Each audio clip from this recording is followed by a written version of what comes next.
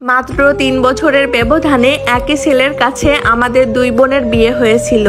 ইচ্ছা না থাকলেও শেষ পর্যন্ত বড় বোনের স্বামীকে জীবন সাথী হিসাবে বিয়ে করতে হয়। আমরা ৩ ভাই বোন, ভাই বড়, তারপরে আপু, তারপর আমি। ২০১০ সালে আমি যখন ক্লাস 9-এ পড়ি, আমার আপুর পছন্দের ছেলের সাথে পারিবারিকভাবে বিয়ের আলাপ আলোচনা হয়। বিয়ের আগে তাদের সম্পর্ক ছিল প্রায় ৫ বছরের মতো। দুলাভাই এবং আপু দুজনেই ক্লাসমেট ছিল, আর স্কুল থেকেই নাকি তাদের সম্পর্ক ছিল। আপুর সাথে আমার বয়সের তফাৎ প্রায় ৮ বছরের মতো। আপু আর দুলাভাই যেহেতু একই ক্লাসে পড়ে, তাই দুলাভাইও আমার থেকে ৮-৯ বছরের বড় হবে। এত আয়োজন করে যে ছেলের সাথে নিজের বড় বোনকে বিয়ে দিলাম, সেই ছেলেকে নাকি নিজের স্বামী হিসাবে পেতে হবে। এটাও যে আল্লাহ আমার কপালে লিখেছিল কখনো চিন্তাও করতে পারিনি। আমার এসএসসি পরীক্ষার আগে আমার বোনের সাথে দুলাভাইয়ের বিয়ে হয়ে যায়। আমাদের পরিবারের খুব ভালো সম্পর্ক ছিল, তাই বিয়ের পর তেমন কোনো সমস্যা হয়নি। বিয়ের 2 বছর পর্যন্ত সবকিছু ঠিকঠাক ছিল, আর 2 বছর পর আমার আপু প্রেগনেন্ট হয়ে যায়। আপুর প্রেগনেন্সির সময় আমারও বিয়ের কথাবার্তা চলতেছিল। যেহেতু আমি কলেজে উঠে গিয়েছিলাম, আমাদের পরিবারে সব মেয়েদের কলেজে উঠলেই বিয়ে হয়ে যায়, খুব বড় জোর ভার্সিটি ফার্স্ট ইয়ার বা সেকেন্ড ইয়ারের মধ্যেই। বাবা মার পছন্দেই আমাদের ফেনীর একজন স্থানীয় ছেলের সাথে আমার বিয়ে ঠিক হয়ে যায়। পাত্রপক্ষ আমাদের বিয়ে নিয়ে একটু তাড়াহুড়া করতেছিল, কিন্তু আমার আপু যেহেতু প্রেগনেন্ট ছিল, তাই সবার ইচ্ছা ছিল বাবু হওয়ার পরেই যেন আমাদের বিয়েটা হয়। আপুও যেন বিয়েতে অনেক বেশি আনন্দ করতে পারে। বিয়ের তারিখ পিছিয়ে আমাকে রিং পরিয়ে দিয়ে যায়। প্রেগনেন্সির শেষ সময়টা আপু আমাদের বাড়িতেই ছিল, তাই দুলাভাই প্রায় সময় আমাদের বাসায় আসা যাওয়া করত। আর আপু যেহেতু প্রেগনেন্ট ছিল, তাই বেশিরভাগ সময় দুলাভাইয়ের যা কিছু প্রয়োজন হতো আমি দেওয়া নেওয়া করতাম। এই জন্য দুলাভাইয়ের পছন্দ অপছন্দ সম্পর্কে আমার খুব ভালো ধারণা হয়ে গিয়েছিল।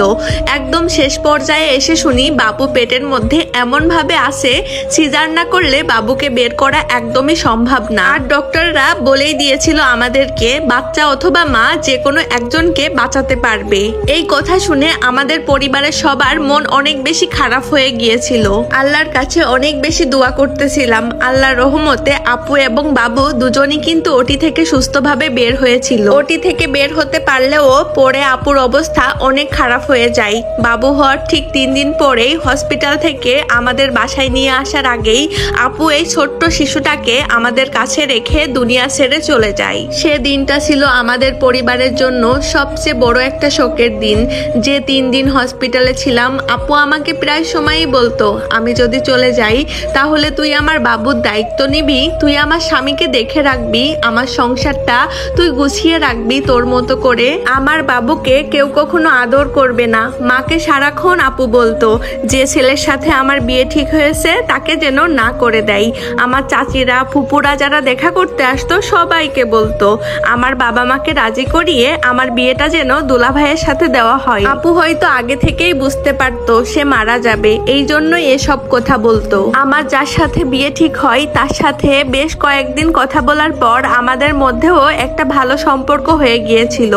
এই 3 দিনের বাচ্চার দায়িত্ব কে নিবে আর আমার বিয়েটা কার সাথে হবে, এই নিয়ে আমার পরিবার অনেক বেশি চিন্তায় পড়ে যায়। হসপিটালে থাকা অবস্থায় দুলাভাইকেও আপু অনেকবার বলেছিল আমি যদি মারা যাই তাহলে তুমি আমার বোনকে বিয়ে করো। পারিবারিকভাবে দুলাভাইয়ের সাথে কথা বলা হয়, তিনিও সম্মতি জানায় আমাকে বিয়ে করবে।